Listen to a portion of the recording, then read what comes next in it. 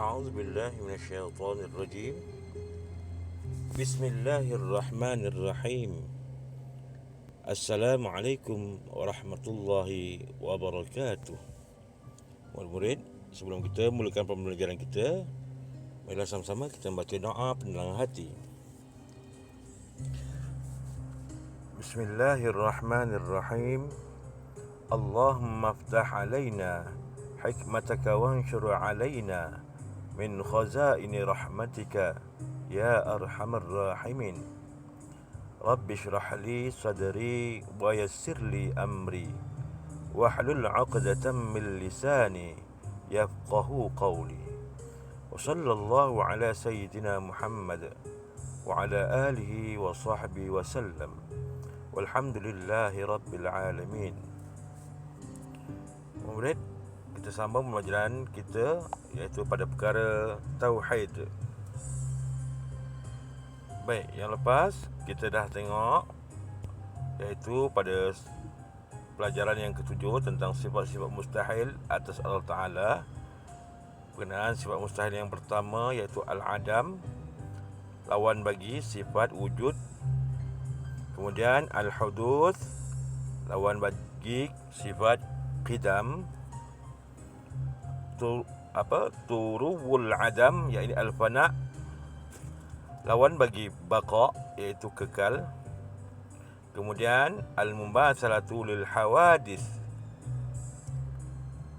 lawan bagi sifat mukhalafatuhu lil hawadis. Kemudian al-ihtiyaju ilal ghair, lawan bagi qiyamu ta'ala binafsih. Dan kali ini iaitu pada perkara yang keenam dalam sifat mustahil, iaitu alla yakuna wahidan. Baik murid, baca sama-sama dengan ustaz ya. Bismillahirrahmanirrahim. 7.6 alla yakuna wahidan. Alla yakuna wahidan artinya tidak esa. Mustahil atas Allah Ta'ala itu tidak esa, iaitu berbilang-bilang. Pada zat umpama tersusun beberapa unsur atau ada zat lain yang menyamai atau sebanding zat Allah. Atau pada sifat umpama ada dua kudrah atau ada sifat lain yang menyamai atau sebanding sifat Allah. Atau pada perbuatan umpama ada perbuatan lain yang menyamai atau sebanding perbuatan Allah, seperti memberi kesan dalam mengadakan atau meniadakan sesuatu. Baik, seterusnya 7.7 al-ajzu. Al-ajzu artinya lemah. Mustahil atas Allah Ta'ala itu bersifat lemah, seperti tidak mampu menjadikan sesuatu mungkinan. Murid, kita sampai situ je ya. Jadi kita tengok pada huraiannya. Baik, sifat Allah yang mustahil yang keenam ini iaitu alla yakuna wahidan. Sifat ini adalah sifat lawan bagi sifat wahdaniyah. Sifat wahdaniyah. Kalau sifat wajib iaitu sifat wahdaniyah. Kalau kita tengok di sini artinya alla yakuna wahidan mustahil, maknanya mustahil Allah tu dia kata di sini artinya tidak esa. Jadi mustahil. Ini sifat yang keenam yang mustahil. Mustahil Allah tu tidak esa. Kerana sifat wajib bagi Allah Ta'ala itu wahdaniyah, iaitu esa. Jadi lawannya tidak esa. Jadi mustahil, ya. Sifat ni mustahil, iaitu alla yakuna wahidan ni mustahil. Jadi mustahil atas Allah Ta'ala itu tidak esa, iaitu berbilang-bilang. Kerana kita sudah tahu Allah itu bersifat wahdaniyah. Allah itu tunggal. Esa. Jadi kata tak esa. Bila disebut tak esa, berbilang-bilang lah. Ni disebut berbilang-bilang. Apa maksud berbilang-bilang? Lebih daripada satu. Sama ada 2, 3, 4 dan seterusnya. Jadi mustahil Allah itu berbilang-bilang. Pada zat, yang ni pada zat kita tengok. Pada zat. Umpama tersusun daripada beberapa unsur. Jadi mustahil Allah itu tersusun daripada beberapa unsur. Mustahil Allah tersusun daripada beberapa unsur. Apa maksud tersusun dari beberapa unsur?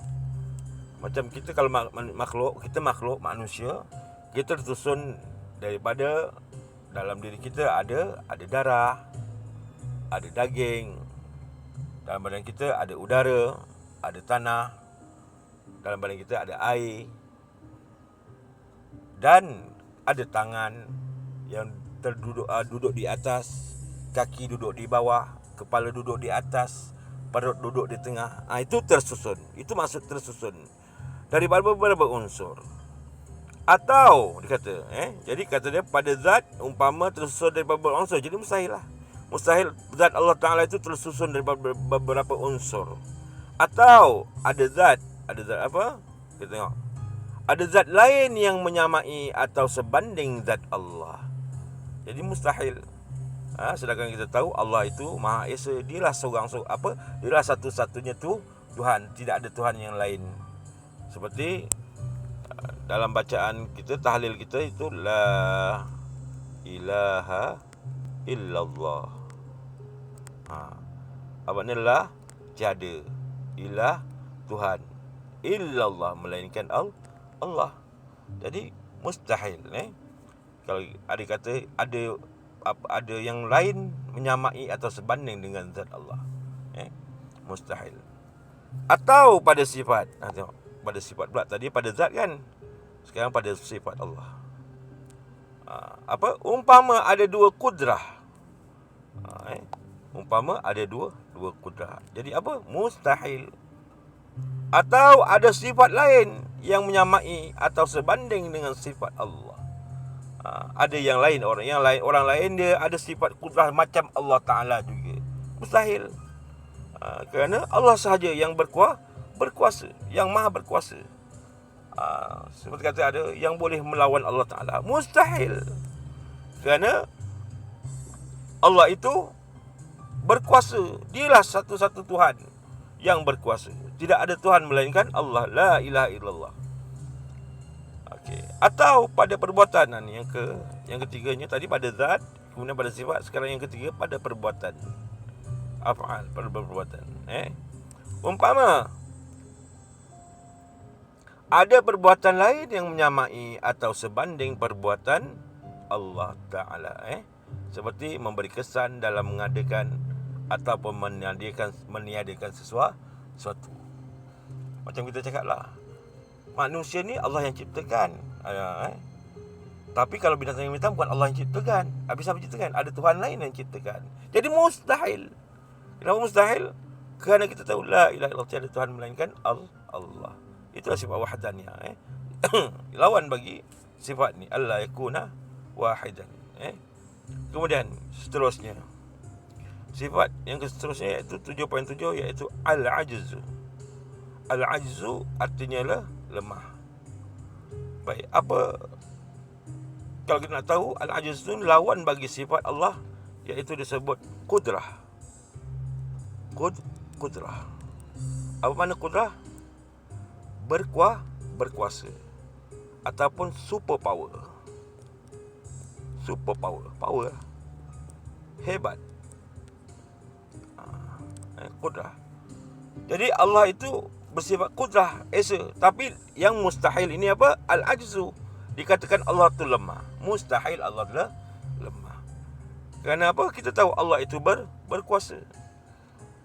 Jadi sebut mustahil atas Allah itu bersifat lemah, seperti tidak mampu menjadikan sesuatu mungkinan. Baik, mungkinan yang apa pula? Mungkinan ini makhluk lah. Mungkinan Allah nak jadikan ke atau tak nak jadikan ke, mungkinat lah. Jadi mungkinat tu adalah makhluk. Jadi mustahil Allah Ta'ala itu bersifat lemah, seperti tidak mampu menjadikan sesuatu mungkinan. Kenapa mustahil pula? Orang tanya, kenapa mustahil pula Allah tu, kalau kita katakan dia tu apa, lemah adalah mustahil. Memang mustahil sebab kita dah ada, kita dah wujud. Kita dah Allah cipta. Pelbagai makhluk Allah telah cipta. Dan Allah kawal semuanya. Dan tidak ada satu benda pun terlepas daripada kudrah ataupun kuasa Allah Ta'ala. Jadi sifat Allah yang ketujuh ini disebut lemah ni iaitu al-ajzu al-mus, sifat mustahil. Sifat mustahil. Jadi mustahil atas Allah Ta'ala itu bersifat lemah. Ya. Baik murid.